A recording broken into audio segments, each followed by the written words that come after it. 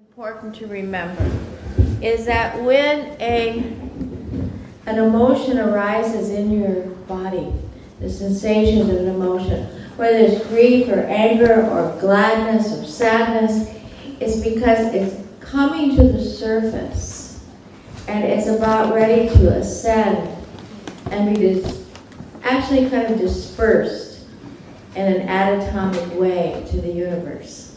And redesigned, you might say. It's like, let's just say you have a habit of saying the word F-U-C-K all the time. It's just your habit. It isn't like it's not even almost saying anything or not. It's just an adverb that you just, or an adjective that you just added to your language. Like that's effing good, or that's effing bad, or da da da da. You know, you go on and on with that word. It loses its impact, of course. It's not a great sound current word. So then you decide, or it's decided for you, that that word is not suitable to your vibrational frequency anymore, at least as much as you've been using it. And so you lift it out of your vocabulary. So there's 4 letters actually dispersed into the ethers, not to be reorganized in those 4 letters anymore. And it's one less word, you might say, that has caused so much disturbance in your mind and with other people. It's an interesting thing as we play with words and come into today's subject, which is courage, that you see so much of the words that you use is what you become. So much of the words that you use is what attracts or pushes away. If you say something, it's never going to work, what's going to happen? It's never going to work. What do you say? I'm so tired. What are you then?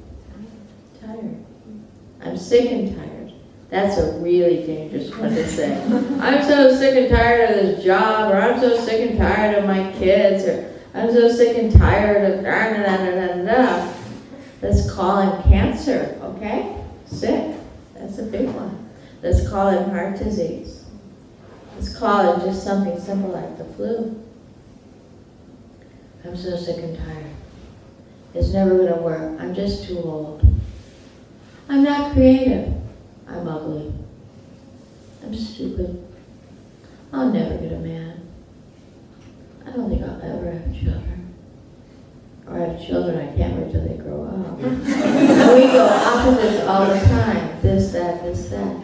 And I know in the birthing world, because that's a big part of my world, and I know we have 2 mamas who are pregnant. Do we have any more? I know we have 2 here. 3. Oh, wow. Great. 4. Wow. Is the power of the words that you use inside yourself and speak to others is so powerful. And you almost have 9 months to work on it, not just a lifetime. And so you must, at this point, direct what you say. It's very important. Because if you continue to say, I'm so afraid, nothing comes from fear, except more fear. I don't think I can do it. I think it's going to be so hard. And you go on and on like that, chances are that's what will manifest. I'm not saying you should run around as praying. It's going to be so easy, I can't believe it, da da da da. No, but if you stay in breath and connect with spirit, then the divine will just work its way and bring the soul out into the world. And so the power of the word, and not just that, through you 4 ladies into everybody, the power of the word is who you are today. But it's not your power.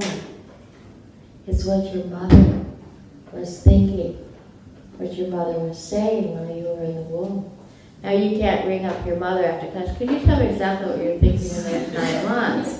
Because most of them don't remember, or it's just something that they wouldn't even consider that the relationship of what they thought and what they said, and we can go on to what they ate and what they did, but really life comes from the thought first, and the thought comes to the word, and the word comes to the action. Action creates your law of cause and effect, or your karma. Karma creates your destiny, and destiny is your life. But where did it all start from? From what you're thinking. And that's why we love Kundalini Yoga so much, because it starts cleaning, as we did last night, the subconscious mind. It starts cleaning up and out that which must leave to bring you a peace and happiness. 1,000 thoughts, a blink of an eye. Can you even imagine that? How many thoughts are going through your mind at one time? But it's which one you pick from a conditioning almost, that you, in training of your own mind. I was reading, I had this incredible book. We were teaching in Zurich, and this very angelic person, she comes every year, but I don't really know her name. And she comes almost on it feels kind of like a cloud. And she brings cookies. Then she and her daughter make little round cookies in a little cookie container. And she just places, there's always 80 or 90, there's always enough cookies. And you look at the container, you can't believe how many cookies can come out of that container.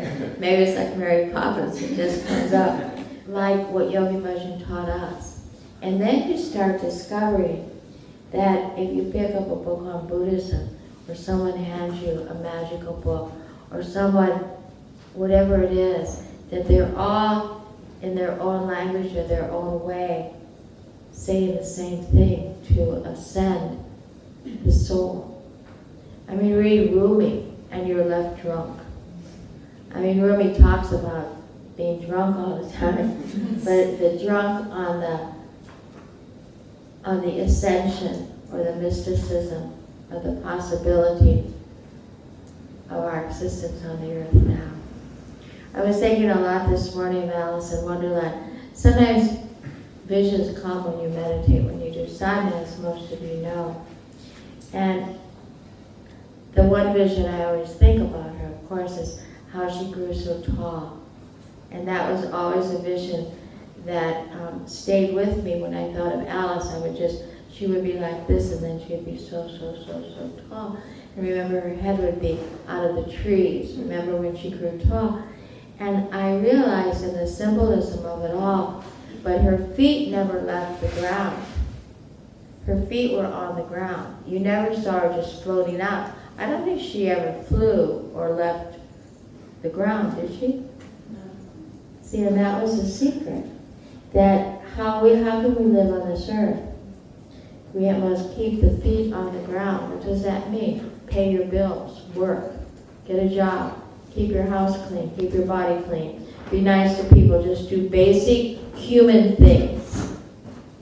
And from there, you can ascend.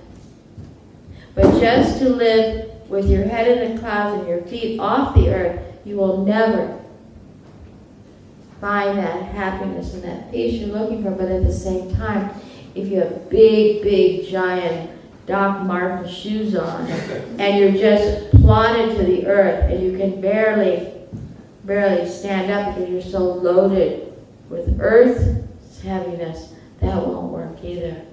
There's just that balance. And I think one of the things that helps in the balance, of course, is yoga and meditation. Because like last night, and many of you were here, I know, we had to walk out then and go through, and it was amazing to me. I was trippy.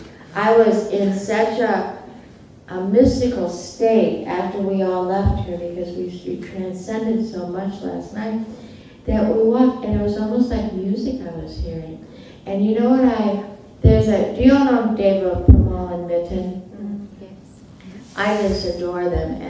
And Mitten has written such beautiful poetry, really, in his writing, and as he sings it. And he said, everyone's looking for a connection. Remember that song? It's looking for connection. And when I went out there, And I just heard them talking faster and faster, like magpies almost, like just talking and drinking and smoking and talking and being so urgent with each other in these little circles and being so kind of loud. And I just thought, they're all just like us, looking for connection. Same thing, just a different chapter, different frequency, but not bad, not good. They're just all. And I think the human being is always looking for connection. We find it with each other, and then we're able to transcend to find it with the ultimate that gave us all life, that gave us all breath, that continues to give us breath. So the balance of the mysticism and still paying your bills.